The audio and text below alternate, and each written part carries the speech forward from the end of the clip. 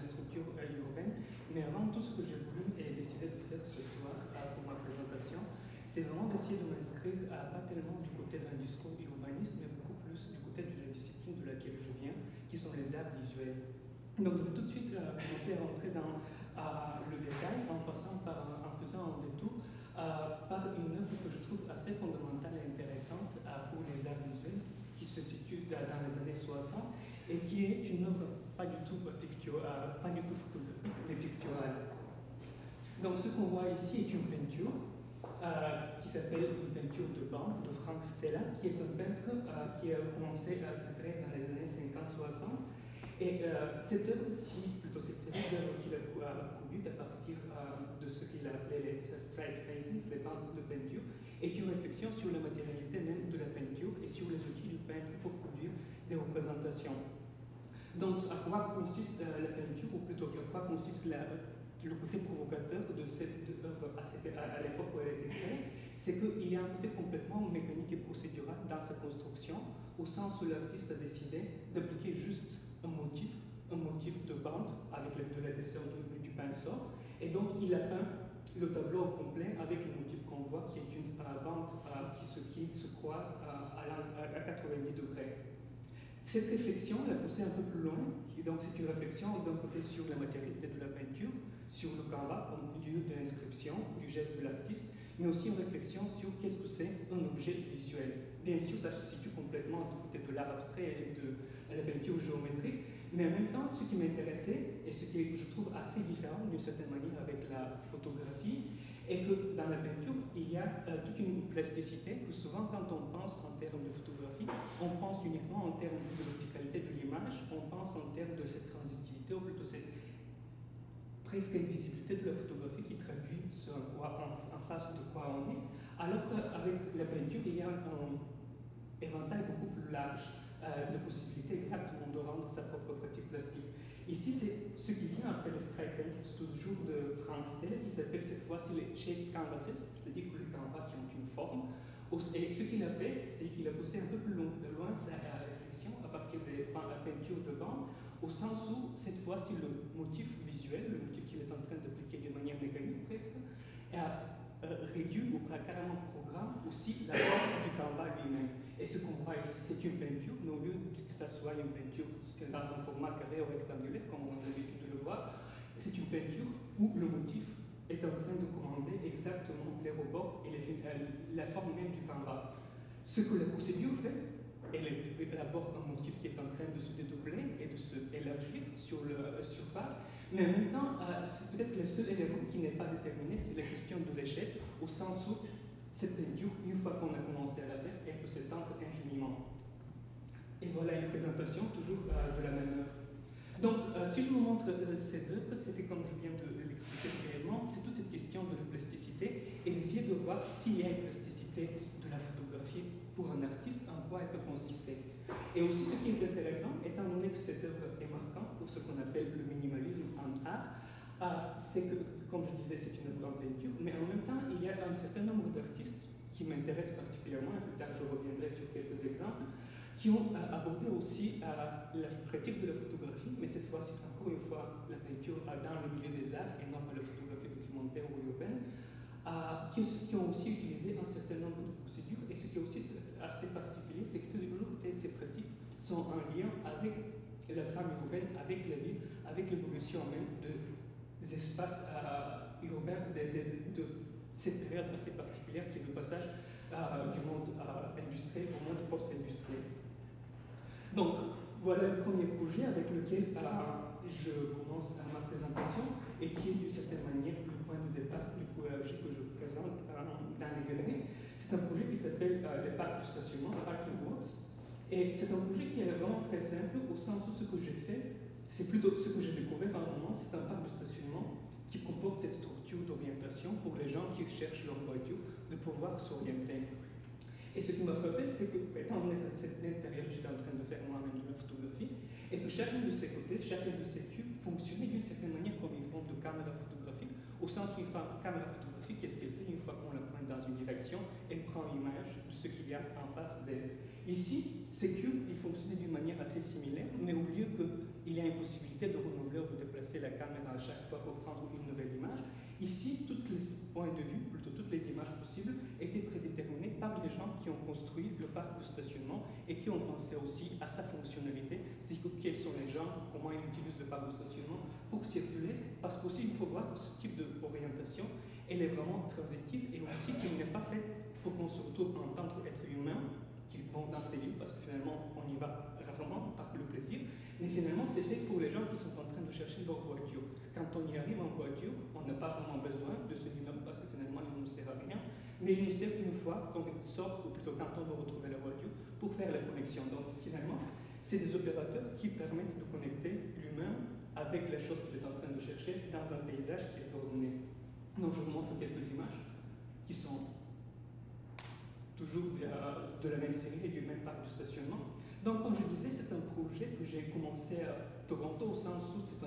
c'est à Toronto que j'ai trouvé ces parcs de stationnement. Et quand je suis arrivé quand je suis plutôt revenu à Montréal, j'ai commencé de réfléchir et finalement j'ai découvert un parc de stationnement montréalais, qui est le parc de stationnement du Carrefour Angrignon, qui m'a particulièrement intrigué parce que c'était un territoire complètement vaste qui se trouvait aussi dans un milieu qui est déterminé par son passé, au sens où il a été construit dans les années 80 sur les territoires, les anciens territoires industriels qui longeaient le parc La Chine.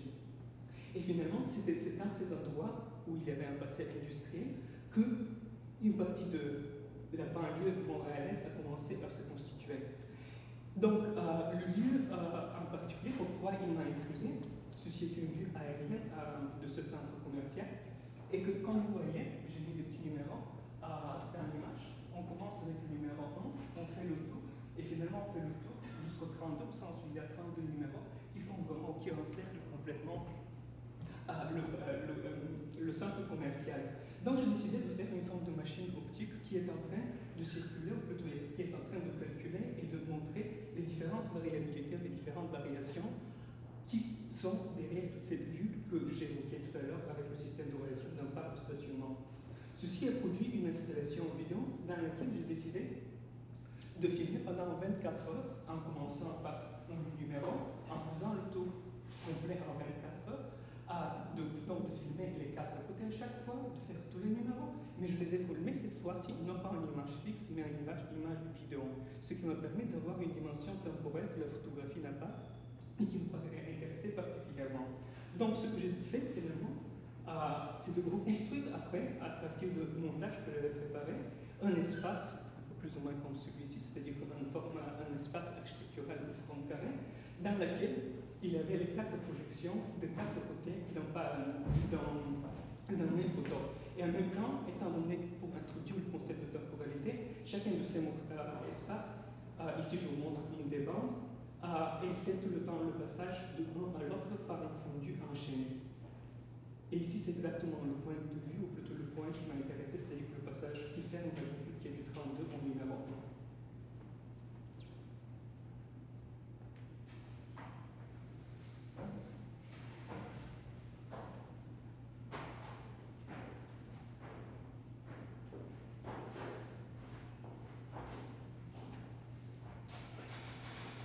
Donc, comment souvent, dans les œuvres qu'on va voir, la question aussi du temps réel est assez présente, au sens où quand on le pose sous une forme de documentation, il y a une forme de temps qui se sent d'une manière assez présente, mais ça aussi, ça fait partie de mon héritage animaliste.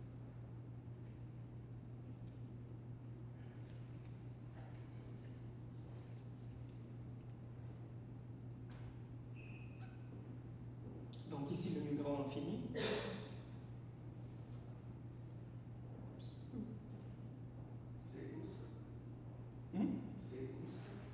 C'est Carrefour Angrignon. Carrefour Angrignon à Montréal.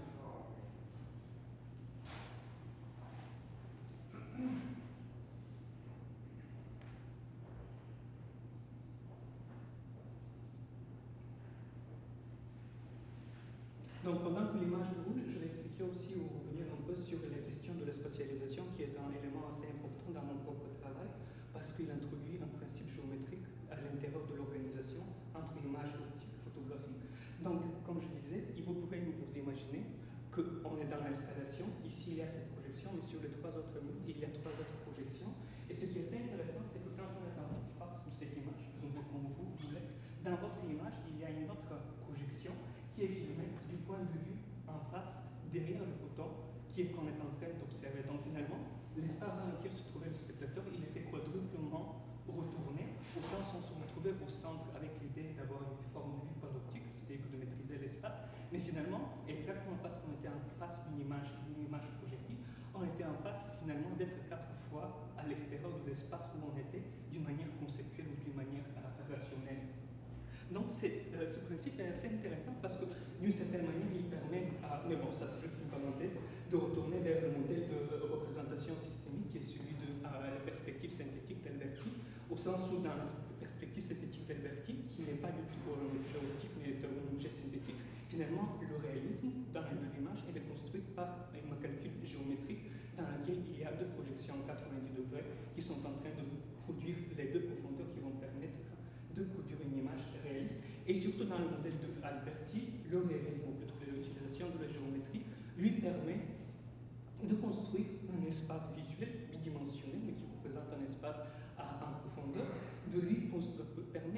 donne la possibilité d'avoir un instrument pour insérer chacune des choses qui composent l'histoire que le peintre veut raconter à l'intérieur d'un espace, et donc finalement la perspective lui permet d'établir un espace de communication, un espace de relation entre les différents acteurs de la peinture peinte. Donc ça c'est ma parenthèse qui voulait être bref, mais disons que c'est ça, c'est quelque chose qui m'a intéressé particulièrement, et ça c'est l'autre élément qui m'a intéressé exactement par rapport à la question de la plasticité, ou plutôt la stratégie de rendre l'image photographique plastique en tant qu'objet optique, était aussi le cycle, un autre principe procédural que j'avais introduit dans l'œuvre, qui est le cycle de tournage de 24 heures, au sens où la moitié de l'installation, ce qu'on voit, c'est le paysage tel qu'on le voit avec la lumière naturelle, et pendant l'autre moitié de l'installation, on est en train de regarder ce même paysage dans la lumière artificielle, qui est bien sûr une lumière qu'on associe beaucoup plus de la ville et aussi à la modernité que à l'image, que la lumière naturelle, qui est un objet culturel plutôt fondamental pour les humains et qui est beaucoup plus notre histoire. Donc ici, je vous montre toujours le même point de vue, mais cette fois-ci un peu plus tard, juste au moment où il y a la tombée de la nuit.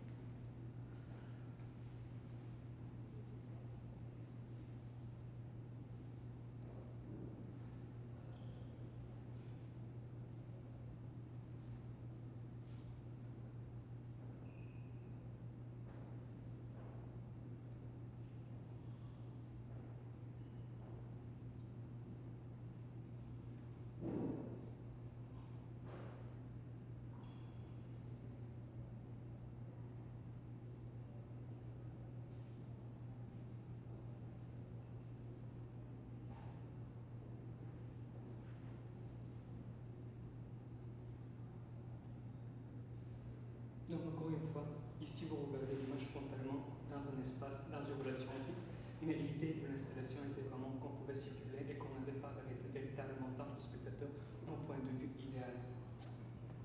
L'œuvre suivante, je vais passer très rapidement, mais disons que, et je le fais surtout parce que je me trouve au CCA, et souvent quand on travaille avec des espaces urbains, mais aussi avec l'histoire, on a besoin de passer par des archives, on a besoin de passer par des fonds documentaires, et le CCA en est finalement une partie de mes projets que j'ai réalisés dans cette période, dans les années 2000. La partie de recherche a été faite ici même, au CCA. Donc à un moment, dans les années 2005, j'avais découvert une collection de diapositives qui porte le nom de Messanas-File à l'intérieur même du système de classification du CCA, qui était une collection de diapositives qui documentait l'Expo 67. Et comme c'est un livre qui m'intéressait particulièrement pour maintes raisons, et je vais revenir à la fin de ma présentation, donc c'est ça, c'est-à-dire que j'avais ces diapositives avec lesquelles je voulais travailler, et en même temps j'avais reçu une invitation de produire une affiche dans le cadre de plutôt une affiche qui représente une institution qui travaille avec la photographie, c'est-à-dire que c'est un centre d'artistes qui est voué à la photographie, qui est le centre d'Azipao. Et donc moi j'ai décidé de faire un travail qui essaie exactement de passer la dimension documentaire à l'image. Et donc j'avais produit cet objet que vous voyez, qui a aussi une contrepartie vidéo que je vais vous montrer un peu plus tard, au sens où l'affiche est cette photographie d'une diapositive sur laquelle ce que vous voyez en quelque chose de superposé est une vue d'une vidéo que j'ai tournée depuis le même point de vue sur le paysage d'aujourd'hui. Et voilà la vidéo qui était un peu comme le pont entre la commande, mon propre intérêt pour le passage de l'image fixe à une image en mouvement. Donc ici je commence depuis les diapositives et je fais un fondu vers une image cette fois-ci en mouvement, la vidéo, qui est sur le paysage contemporain, c'est-à-dire dans les années 2005 de cette même lieu.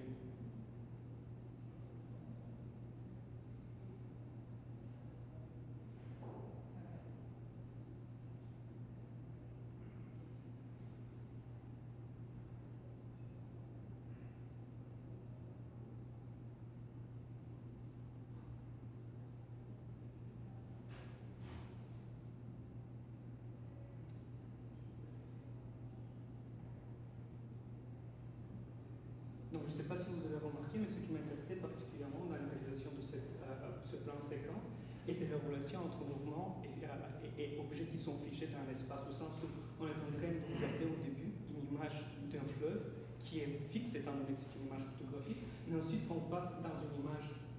vidéo dans laquelle on a le temps qui s'écoule, mais finalement, puisque le fleuve ou l'eau qui d'habitude est en train de couler, et cette fois-ci elle-même figée exactement par le froid. Donc ce principe de plasticité à la fois dans l'espace réel, mais aussi la manière dont on peut le retracer ou le réinscrire dans une surface qui cette fois n'est plus fixe, mais qui a un principe aussi temporel. Et je trouvais ça assez intéressant parce que finalement tout ce qui restait, tout ce qui se transformait dans le paysage, c'était beaucoup plus toutes ces petites voitures qui traversaient le pont, comme on était en train de voir plus toutes les transformations bien sûr, de l'architecture, du paysage de 67 jusqu'au paysage de 2000. Le projet suivant, et ce que vous voyez, certains d'entre vous ont peut-être déjà remarqué dans la galerie d'à côté, est un projet dans lequel j'ai repris toujours le même parc de stationnement, c'est-à-dire le parc de stationnement de la centre Carrefour Grignan. Et étant donné que c'était une procédure que j'appliquais pour documenter, je me suis posé la question, mais jusqu'à quand, ou plutôt est-ce qu'il y a une dimension temporelle pour documenter cet objet, au sens où si on a la procédure, si on a les points de vue sur le paysage qui sont établis par ce système d'orientation, jusqu'à quand, ou plutôt combien de fois faut-il refotographier un espace qui est en constante transformation? Parce que, à vrai dire, à chaque année, il y a quelque chose qui se produit, soit à l'intérieur du parc de stationnement, soit dans le paysage alentour. Mais aussi, ce qui m'intéressait surtout, c'était mon propre identité en tant que photographe ou personne qui est en train de faire des photographies. Et donc, le projet, en quoi a-t-il consisté? C'est-à-dire, oui, mais aussi, cette fois-ci, je vais faire un saut vers mes filiations à l'âge des années 60, par le travail de Bernard Hiwa-Becker, qui il y a un couple d'artistes qui ont photographié l'architecture industrielle élaborant des typologies d'objets, de structures industrielles qui les rassemblent dans des grilles. Mais ça, c'est un lieu commun, mais ce que j'avais trouvé intéressant, c'est que dans des livres qu'ils avaient publiés dans les années 80, et qu'ils ont accompagné la série de photographies qui se trouvaient dans le livre d'une même topologie, d'une grille qui dit à telle page, il y a tel objet qui est relié à tel lieu, qui a été construit dans telle année, et il est à un moment où même on est en train de lire le livre et de regarder l'exposition, soit encore en fonction, soit il était déjà abandonné, soit il a complètement disparu du paysage. Donc ce que j'avais trouvé vraiment intriguant par rapport à cette question de la photographie comme stratégie documentaire, est que finalement ce projet, il aura une fin au moment où tout sera transformé, c'est-à-dire que quand toute cette structure industrielle qui était sur place, ou qui a été photographiée, n'a plus, est complètement disparue, au sens où, comme une architecture industrielle, elle est complètement transitive, elle a une existence juste le temps où elle est utilisable ou utile, et une fois que sa fonction disparaît, on se retrouve avec cette structure, et soit démolie très rapidement, soit si elle est laissée en abandon, elle est démolie de soi-même, parce que le plus souvent le fer duquel ils ont construit va tomber tomber en ruine et se détruire de soi-même. Donc j'ai repris ce principe et ce que j'ai décidé de faire est de prendre, parce que j'avais photographié une première fois ce parc de stationnement en 2001, et je me suis dit que finalement ce projet il aura un sens jusqu'au moment où complètement ce qu'on voit dans cette image première, qui est un peu le point de départ, va complètement changer. Donc je me suis dit que dans la prochaine fois que je vais avoir la possibilité d'exposer cette œuvre, je ne vais pas montrer les images originales qui documentent l'espace à un moment donné, mais je vais montrer beaucoup plus les changements dans l'espace entre le moment où je l'ai photographié pour la première fois et ce que c'est transformé dans cette image dans X années plus tard quand la photographie a été photographiée. Ce que vous voyez ici, aussi bien que dans la galerie à l'UCCA, c'est des images qui ont été photographiées une année plus tard, et toutes les transformations que vous voyez se sont passées à l'intérieur d'une année. Ici, on le voit par exemple parce que ce qui s'est vraiment transformé à Paris, c'est principalement les endroits où il y avait des voitures qui étaient garées et qui sont soit parties, soit réparées dans le nouveau paysage. Ceci a donné une stratégie de présentation en utilisant le concept de grille où j'ai introduit les 4 points de vue à l'intérieur d'une même surface carrée. Et donc voilà quelques images qui documentent la transformation dans laquelle on voit la construction d'un bâtiment, qui sera plus tard une banque, la construction d'une série de logements de banlieue, en série, une voiture, encore une fois un objet qui est en train d'être construit, et ici une image dans laquelle presque rien n'a changé, étant donné que le paysage alentour est resté stable pendant toute cette période. Ici, j'ai introduit un registre dans l'œuvre, vous allez le voir, un petit texte dans lequel j'essaie de mettre en fiction, ou plutôt d'essayer de discuter sur le rôle du photographe lui-même, au sens où ce photographe, il a un énorme marge de manœuvre dans l'interprétation de qu'est-ce que c'est une transformation, qu'est-ce que c'est un changement. Et donc ici, je joue vraiment avec toutes les contraintes qui finalement, pour moi, sont presque de l'ordre de la fiction, de cette photographe qui, dont la vie d'existence et d'utilité est celui de documenter la transformation d'un lieu qui est en constante transformation. Le projet suivant est un projet, encore une fois, qui a été réalisé à Montréal. Et c'est un projet que j'ai réalisé à la Pointe Saint-Charles. Et ce qui m'avait intéressé, c'est qu'à l'endroit précis où le tournage a été réalisé, dans le site, il y avait un monument. Et finalement, c'est un monument qui est assez particulier quand on veut le voir, parce que finalement, c'est un monument qui se trouve sur une terre pleine, sur une route. Et en même temps, en face de lui, il y a un grand parc de stationnement qui est complètement vide. Et entre les deux, plutôt au bord du stationnement, il y a juste un panneau d'interprétation. Voilà. Il y a un panneau d'interprétation qui explique quelle est l'histoire que ça raconte, et que ce monument a été construit par les ouvriers qui ont construit le pont Victoria, qui était une infrastructure très importante pour le développement de la ville de Montréal, parce que c'était l'infrastructure de transport qui a permis de connecter Montréal à tout le sud, c'est-à-dire avec le port de Portland, aussi bien que le reste du Canada, avec le chemin de fer qui le traversait. Et donc, quelque part, de mettre Montréal pour une première fois vraiment sur la carte du Canada et du nord de l'Amérique à travers un système de transport. Et ce qu'ont fait les ouvriers qui ont vécu sur ce site pendant qu'ils étaient en train de construire ce pont, et dont une grande partie d'entre eux étaient les ouvriers qui étaient importés presque de l'Angleterre, parce que pour construire ce pont, il fallait un savoir-faire très spécifique, c'est-à-dire des gens très riches qu'on ne pouvait pas trouver à Montréal. Donc on les a ramenés de l'Angleterre et de l'Irlande. Et finalement, quand ils ont vécu sur ce site, ils ont découvert que ce site est un site dans lequel on était enterré environ 5-6 000 Irlandais qui ont traversé dans les années 1847, qui sont partis de l'Irlande au moment de la grande famine de la patate, et qu'ils ont décidé de chercher une nouvelle chance au Canada, mais une grande partie au Pacifique, il y avait eu une épidémie de typhus pendant le transport, et une fois qu'ils sont arrivés à Montréal, ils ont été mis dans des dispensaires donc, sur ce site, et comme il y a pas mal de morts qui est mort, c'est-à-dire, comme je disais, autour de 5-6 000 personnes, on les a enterrés vraiment autour des baraquements où se trouvait le dispensaire. Et comme ce site, et même le dispensaire eux-mêmes, ils ont été occupés par ces ouvriers, ils ont décidé de construire un monument avec une roche qu'ils ont sortie du Saint-Laurent lors de la construction du pont Victoria. Mais ce qui était vraiment intéressant pour moi dans mes recherches était que ce monument, il a une histoire assez étrange parce que dans la fin du 19e siècle, 1900, la compagnie de chemin de fer qui passe à travers le pont victorien, a décidé qu'à l'endroit où se situe ce monument, ils ont besoin pour réorganiser cet nouvel espace. Donc, une soirée, ils ont pris le monument, ils ont décidé de le déplacer sans aucune discussion avec la communauté à un autre endroit, c'est-à-dire à plus ou moins 1 kilomètre plus loin.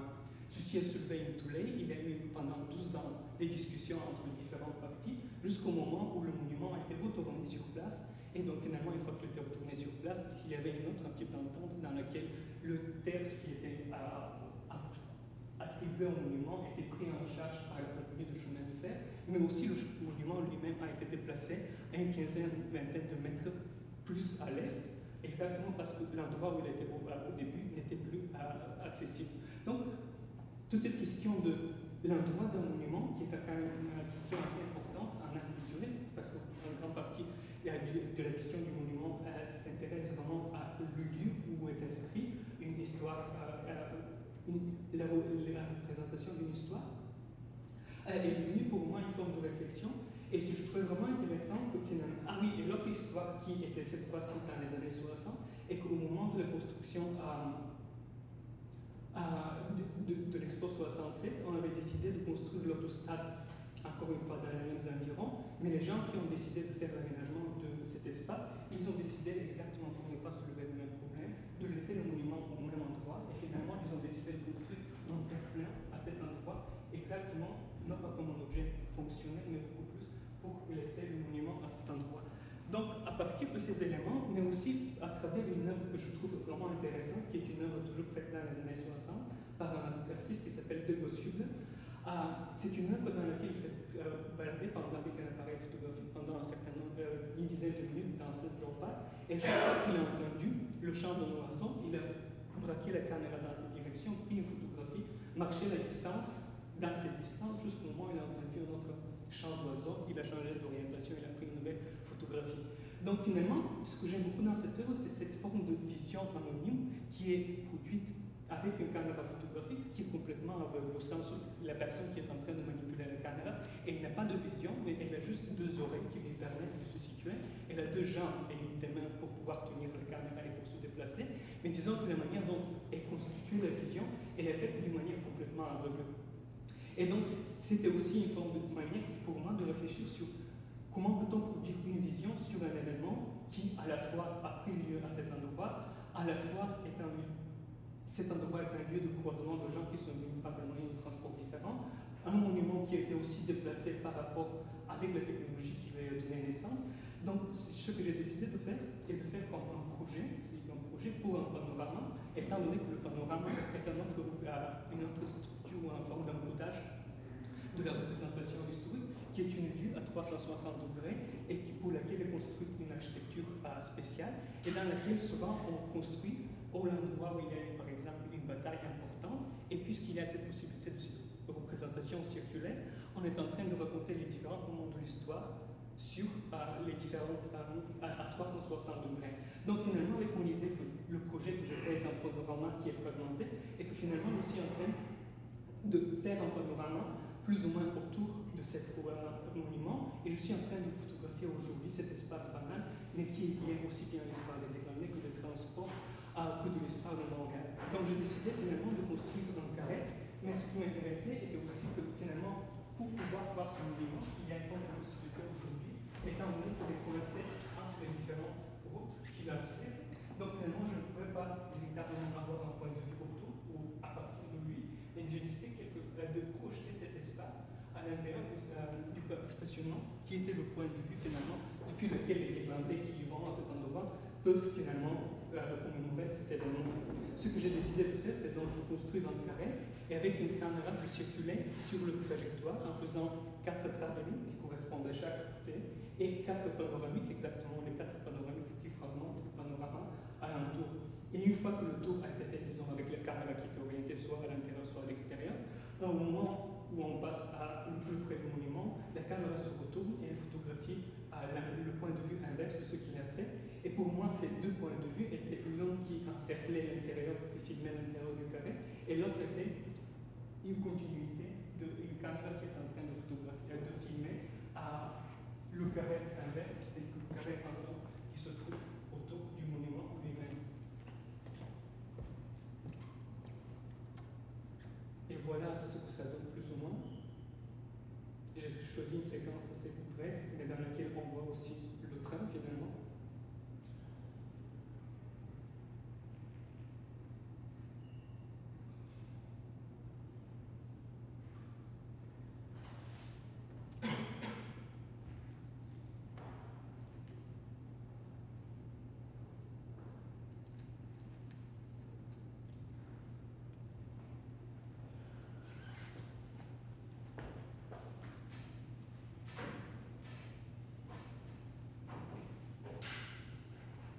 Donc, ce qui m'intéressait, comme j'ai déjà dit dans ce projet, à travers l'œuvre de Huber avec les oiseaux dans Central Park, c'était d'essayer de trouver une manière de représenter une vision qui correspond à la vision d'un sujet qui est anonyme, parce que ce qui le représente finalement, c'est une forme d'accumulation de tous les gens qui sont passés à travers cet lieu, qui sont des gens qui sans véritable identité, parce que c'est un objet beaucoup plus stochastique et qui relève beaucoup plus de l'organisation de l'espace que de l'histoire personnelle, et que finalement, en partie, ce type d'espace sont reliés exactement avec les endroits qui sont transitifs, qui sont les endroits de passage, et aussi les endroits qui sont tout le temps en train de recevoir une nouvelle identité à travers les différentes nouvelles usages qu'on attribue à ces endroits.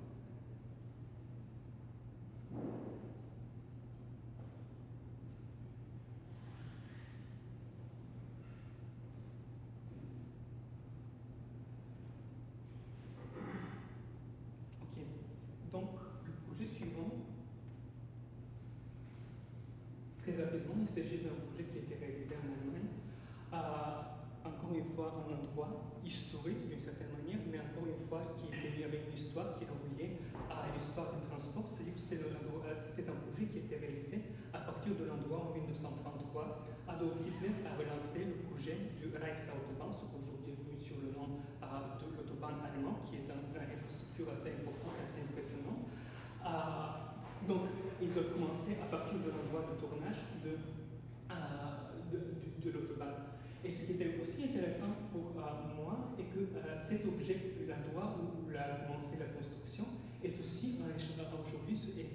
ce qu'on trouve à cet endroit est un échangeur, et non pas n'importe quel type d'échangeur, mais c'est un échangeur en format de 4 feuilles de trèfle, et que ce type d'échangeurs sont une des premiers formats d'échangeurs qui ont été inventés aussi au moment du début de l'invention de l'autoroute, en un moyen systémique, mais aussi très rationnel d'organiser la nouvelle infrastructure qui est l'autoroute, qui est très différente de la route, parce que dans la route, on pouvait traverser de route sans problème, alors qu'avec une autoroute, quand on veut par exemple passer à gauche, c'est complètement impossible, donc le plus souvent il fallait à cette époque passer par les échangeurs, où d'abord on tourne à droite et encore se retrouver de gauche. Donc toute cette réinversion m'intéressait beaucoup. Ce que je donc ici il y a une forme de documentation du projet, je vais pas rentrer dans le détail, mais ce que j'ai fait, c'est que j'ai repris une description à travers Google de comment peut-on traverser cet espace. Et je me suis rendu à cet endroit avec une voiture qui avait une caméra à l'intérieur, et j'ai fait 4 tours de l'échangeur en m'arrêtant 4 fois aussi et en effectuant un changement de 90 degrés pour changer les différents panoramas de la voiture, mais en même temps les panoramas et les points de vue sur le paysage en même temps. Le titre de projet qui est Every Bit of One Scale Beyond the Poverty Interchange est une forme de référence à un projet encore une fois pris des années 60, 66 plus précisément, qui est le projet de Every Building on the Sunset Strip de l'artiste Ed Ruscha, qui est fait passer avec une camionnette 2 fois sur le Sunset Strip et avec une caméra motorisée photo, dans laquelle il a produit une série de photographies qui est ensuite recomposée comme il dit lui-même, uniquement la façade de cet endroit, parce que pour circonscrire, ce qui est important, c'est la façade, parce que tout ce qui se passe derrière les signes est en constante transformation et mutation. Donc, ce qui m'intéressait, pour moi, comme je disais, c'est un côté, il y a toute cette question de l'histoire, cette analysation du lieu, mais aussi, encore une fois, c'est un lieu où les gens qui sont en voiture, qui le traversent, sont encore une fois une forme d'accumulation de points de vue complètement non humains presque, parce que finalement, ils sont juste ceux qui sont en train de traverser un réseau pour se connecter ou pour se retrouver dans d'autres lieux. Donc voilà aussi la documentation qui se présente dans l'exposition qui montre qu'on tourne à gauche, à droite, après on continue à droite si on prend ses décisions, mais sinon on continue, on doit tourner encore une fois à droite.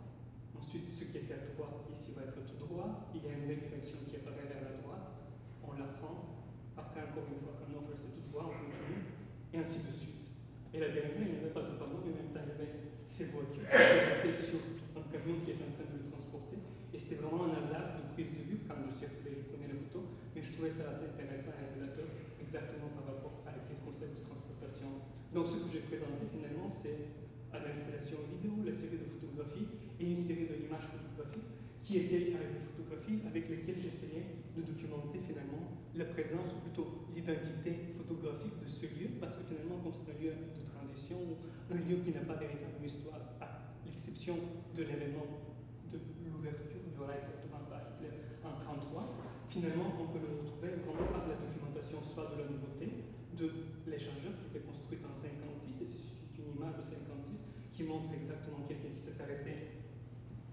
à cet endroit et qui est en attente, ou plutôt il doit traverser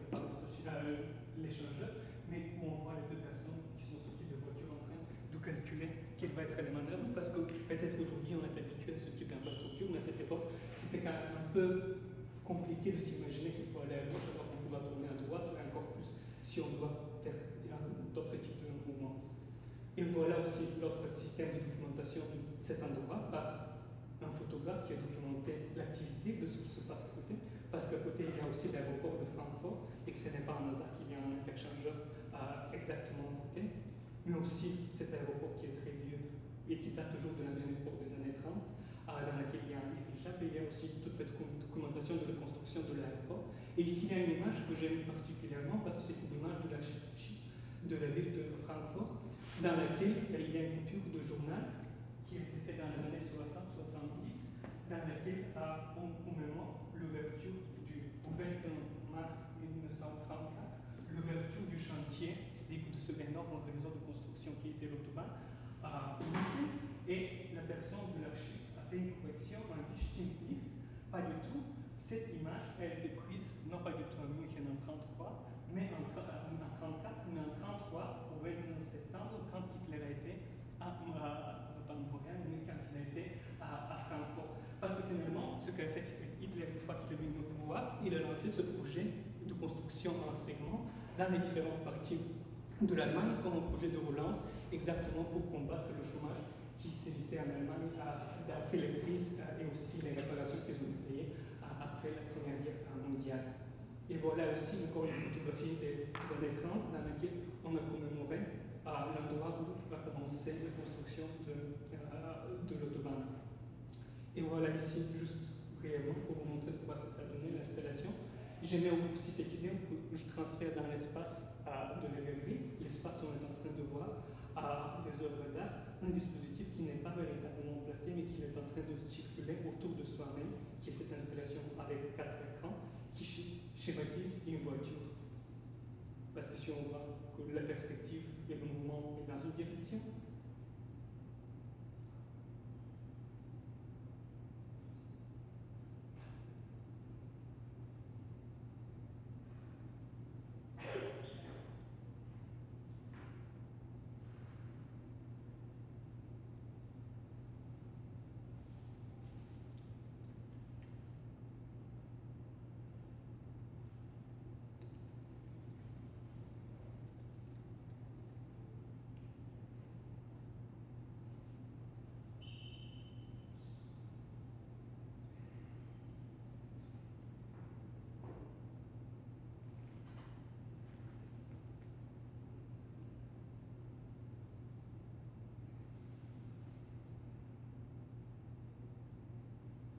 et à vrai dire que la seule chose qui était un peu plus humaine, finalement, c'était la présence de l'opérateur à la fois de la voiture et à la fois de la caméra, qu'on voit dans le rétroviseur, beaucoup en train de conduire, descendre de la voiture,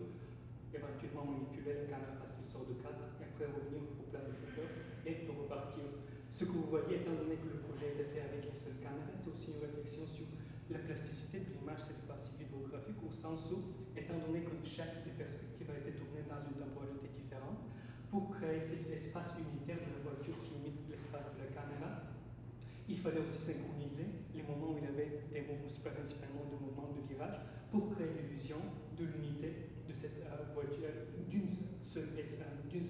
espace, qui est l'espace de la voiture qui traverse l'échangeur, alors qu'en réalité, c'est 4 images qui ont été tournés en 4 moments différents, qui sont en train d'être projetés et finalement d'être réunis par un dispositif, encore une fois géométrique, qui les spatialise. Et donc voilà le dernier projet sur lequel je voulais m'entretenir, et finalement c'est le projet dont Fabrizio a parlé, on avait discuté récemment moi-même qui l'avais proposé au CCA de refaire une nouvelle version, mais pour un certain nombre de circonstances je n'ai pas pu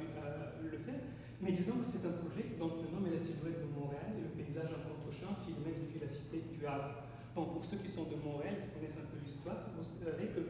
la cité du Havre était une des parties qui abritait à l'Expo 67 en 67. Et donc, ce que j'avais trouvé, vraiment, la raison du projet était multiple. D'un côté, j'avais découvert un espace qui était assez particulier, c'est-à-dire que c'est un espace dont l'aménagement transpirait un certain type d'organisation. Et finalement, cette organisation était vraiment l'organisation telle qu'elle était des années de 67, qui ont été presque laissées à l'abandon entre 67 et aujourd'hui. Et qu'aujourd'hui, c'est presque comme un parc abandonné dans l'espace liminal entre Montréal et les îles, encore une fois, qui sont liées à l'Expo 67. Aussi, cet lieu, aujourd'hui, est plus ou moins sans identité, même si ce n'est pas vrai, mais finalement, c'est un lieu où on commence petit à petit à construire de nouveaux types de bâtiments qui sont en train de le manger, qui sont en train de le réinsérer dans une nouvelle type d'organisation de la ville. Mais ce qui m'intéressait principalement, c'est que, étant donné que j'avais cet espace, et surtout cet espace de circulation tel qu'il était au moment de sa construction et surtout de son utilisation, mais son utilisation, étant donné qu'elle était liée à l'Expo 67, était finalement que les gens se rendent à cet événement qui était quand même en train de commémorer le centenaire de la Confédération, mais aussi qui était un moment très important pour la modernisation même de Montréal, parce qu'il y a énormément d'infrastructures qui ont été construites à ce moment-là et qui ont permis à la ville vraiment de se moderniser dans les années 60, était que finalement l'Expo 67 était pensée comme un slogan, c'est-à-dire que l'Expo 67 vitrine sur Montréal. Donc j'ai pris vraiment littéralement cette proposition et je me suis dit, ok, si l'Expo 67 est une vitrine sur Montréal, je vais jouer à ce jeu en imaginant que tous ces gens qui ont traversé cet espace sont en train finalement de regarder depuis leur temps aujourd'hui cet espace qui est la silhouette de la ville de Montréal. Et ce que j'ai fait, c'est finalement de faire un tournage où avec un caméraman, je lui ai demandé de traverser. Ah oui, voilà notre image, toujours du même fond du CCA, dans laquelle qui est documentée de l'île Notre-Dame depuis le lac des Cygnes, Montréal. Il a photographié au centre de l'image la silhouette de Montréal, et plus précisément, ce qui se trouve au centre, c'est l'image de la bourse,